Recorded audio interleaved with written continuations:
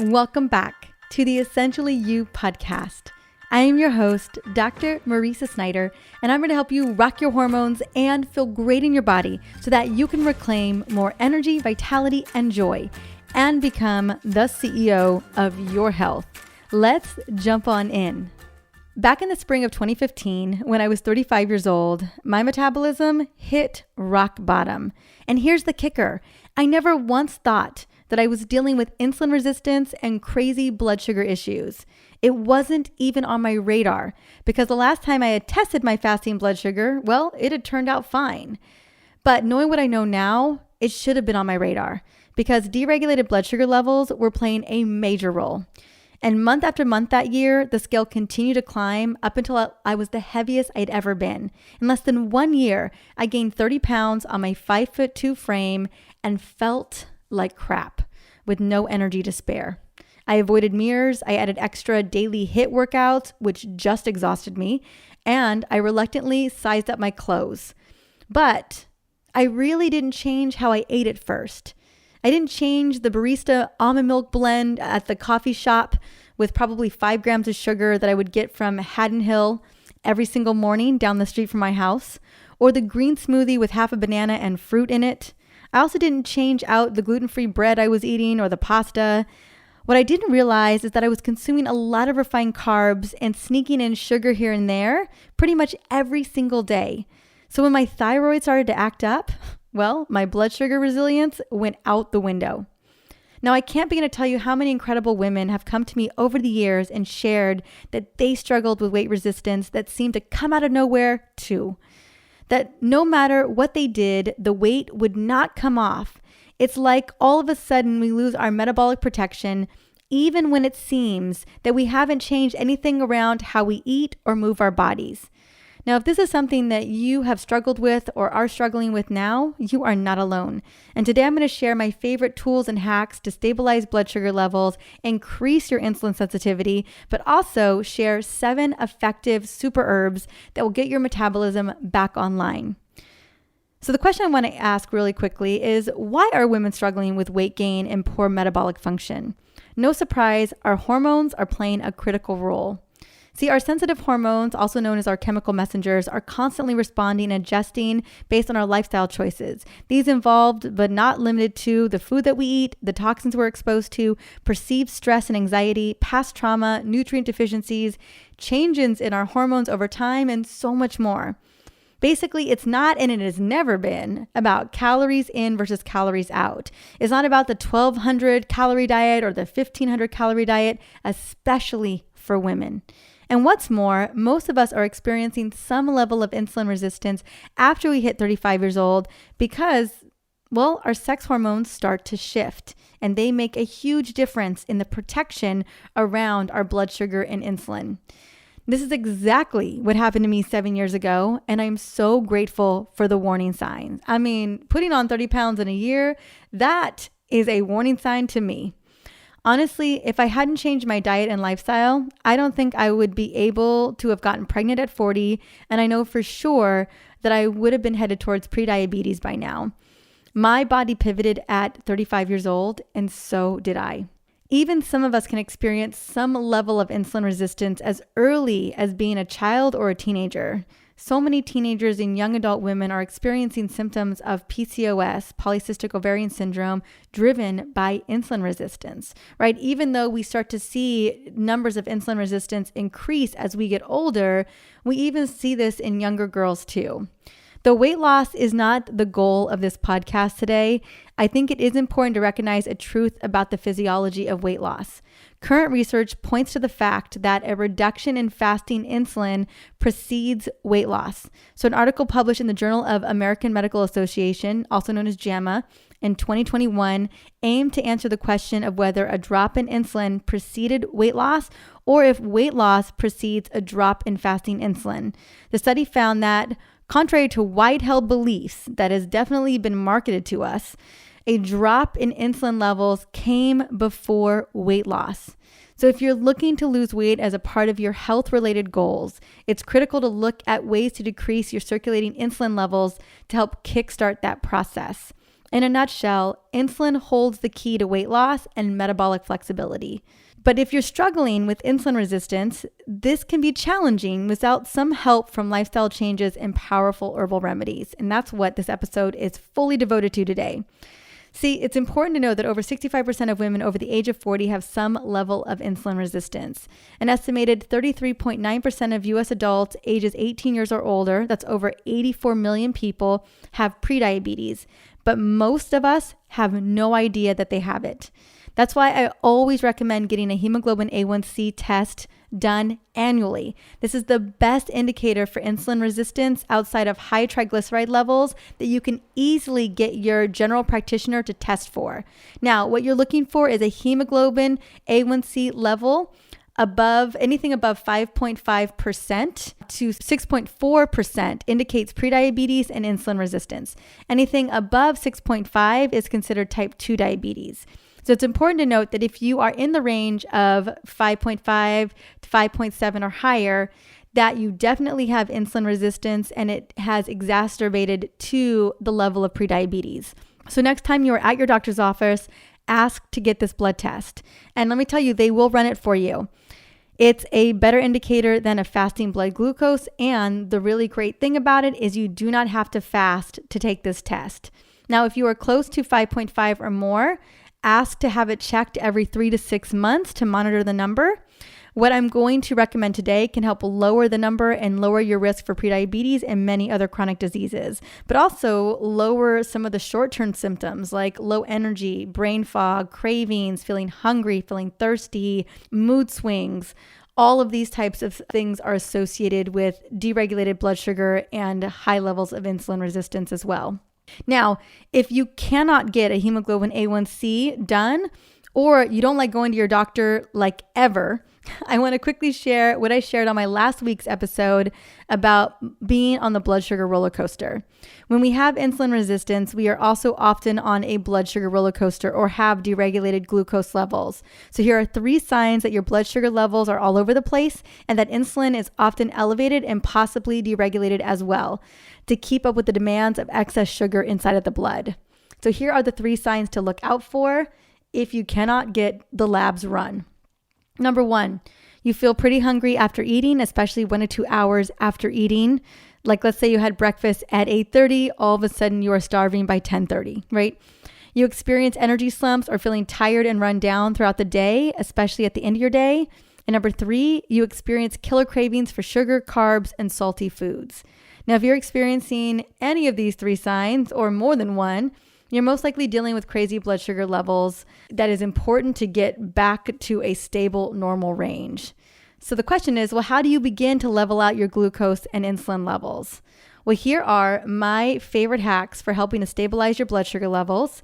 And what's really cool about these hacks and tools is you can integrate them the easiest way you like, and you can also stack them too, right? You could use 1, you could use 2, you could use 5 throughout the day, whatever works for you. Number 1, break your fast with a savory meal with protein, healthy fats, and fiber.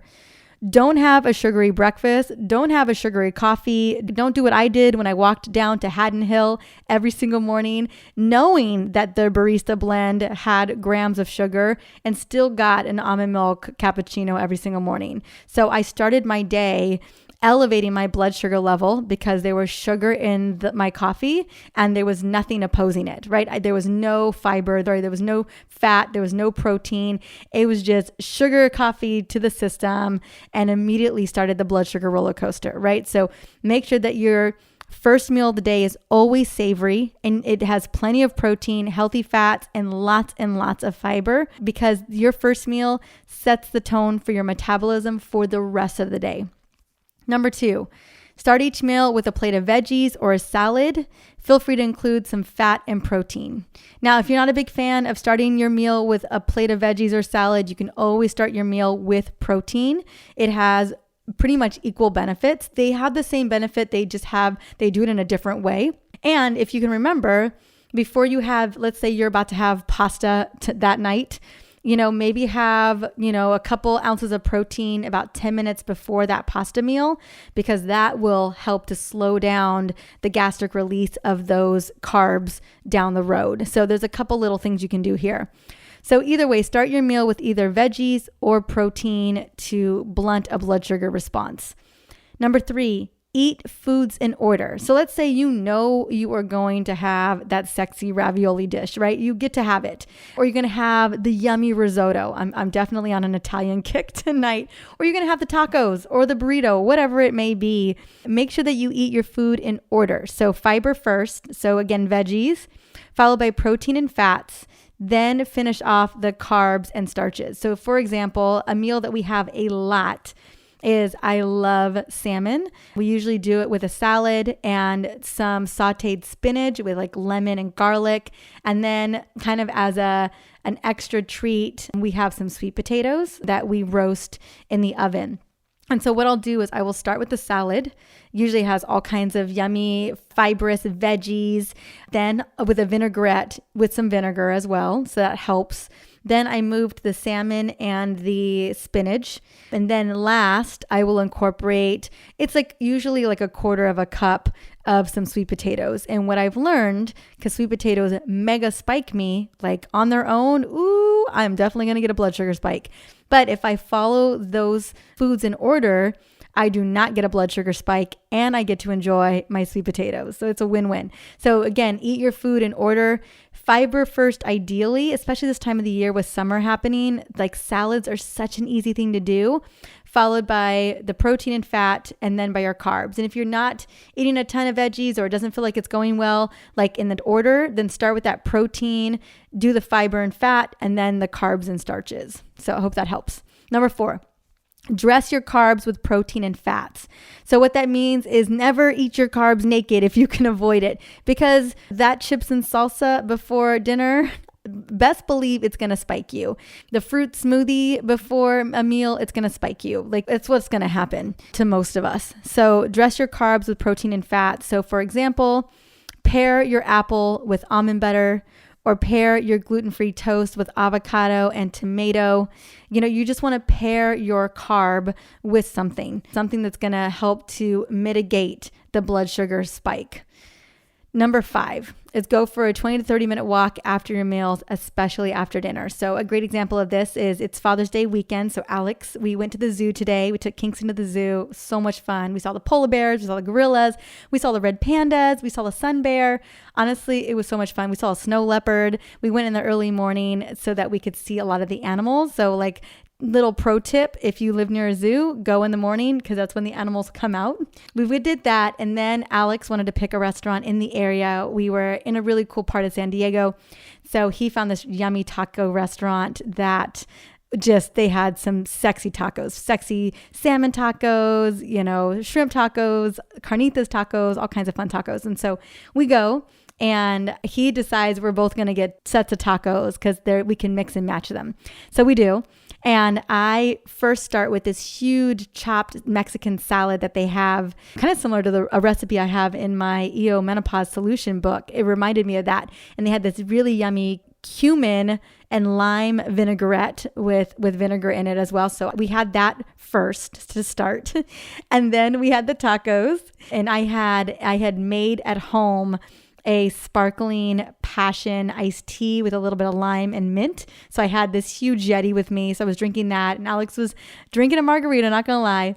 And then we took a walk. We were right next to Balboa Park. So we took 30-minute walk. We went to the playground, took Kingston there, and Alex is wearing a CGM right now. I don't have one on. And I was like, let's just track this. Let's see what happens.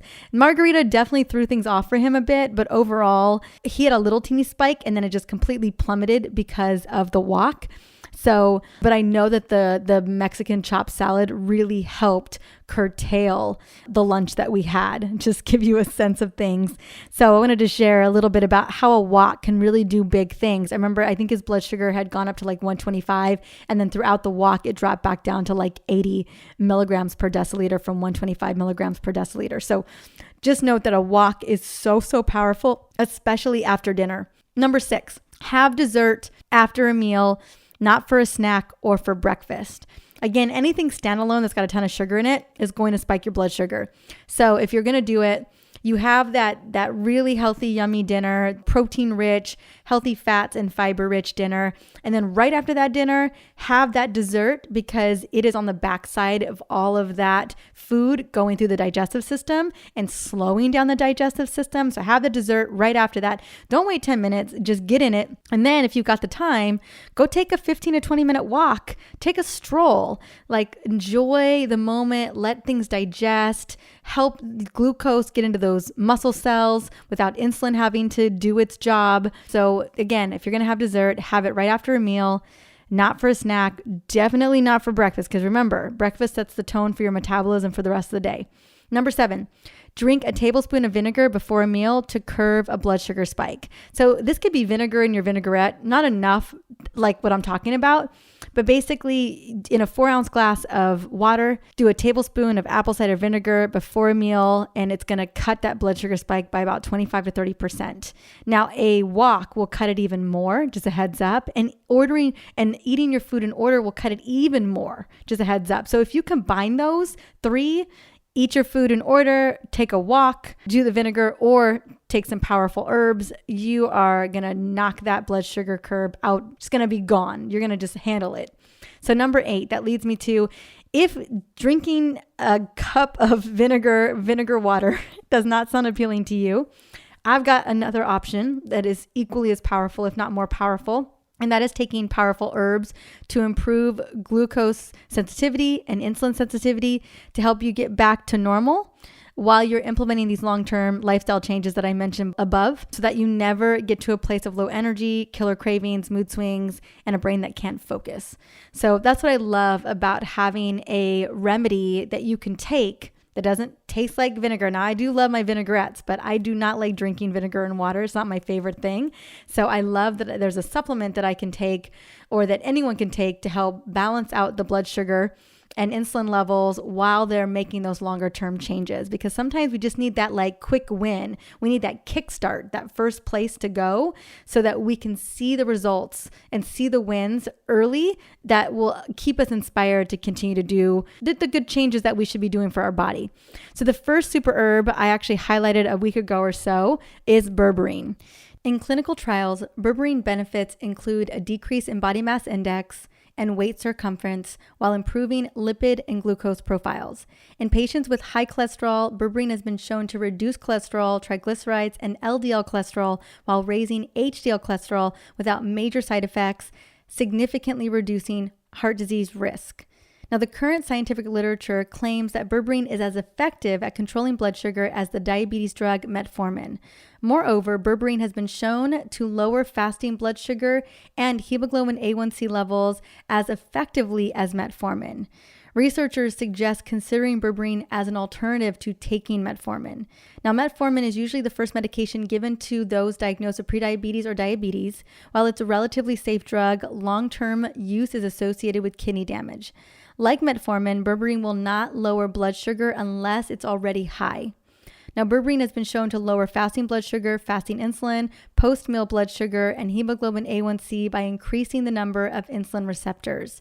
This is why berberine is the main superstar ingredient in my glucose support herbal supplement, which I'm excited to announce is officially available today while supplies last. It's currently on sale for 10% off this week, and one thing for sure, I know that this supplement is going to sell out.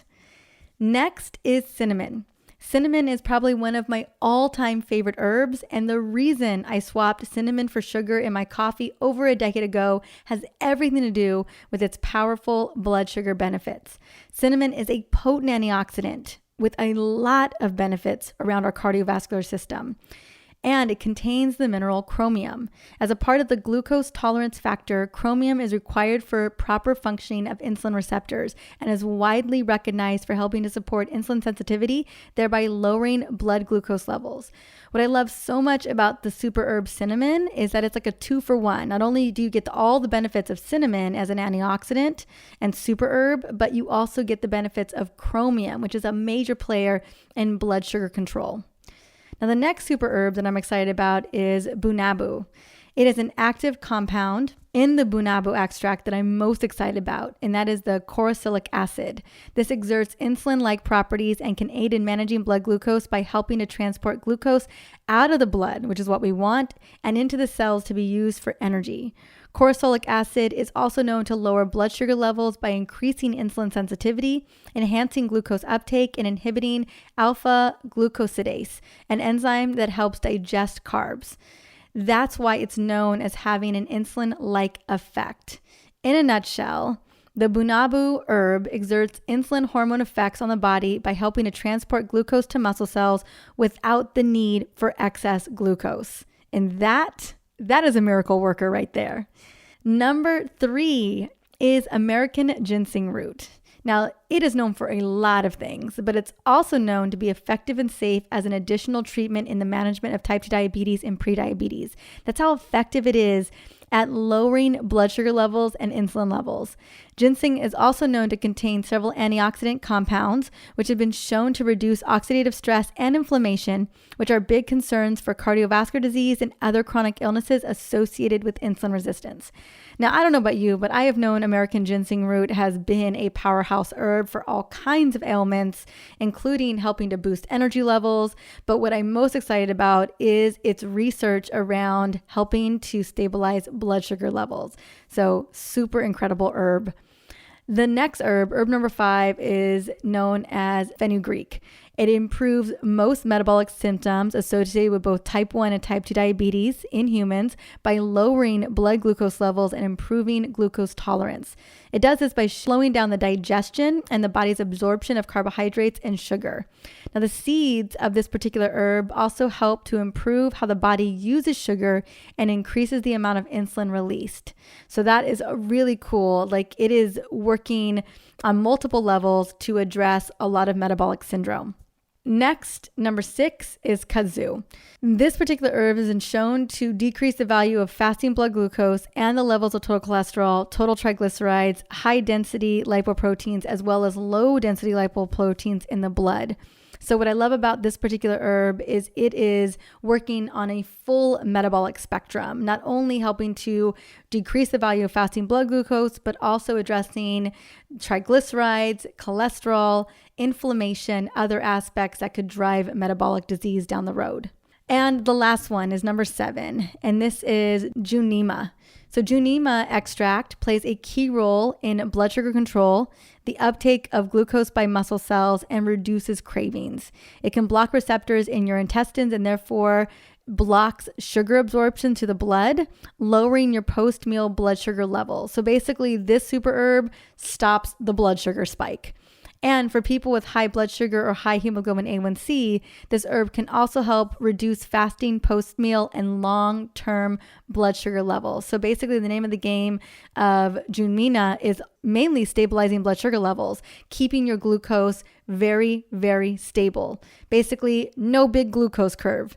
And because each of these super herbs are so potent for blood sugar control and insulin sensitivity, along with some of them playing key roles in lowering total cholesterol, total triglycerides, and LDLs, which all play a major role in metabolic function, I've included each of them in my herbal enhanced blood sugar balancing formula in the glucose support supplement.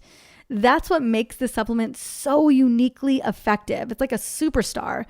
Even if you have prediabetes or type 2 diabetes, this herbal supplement is going to work.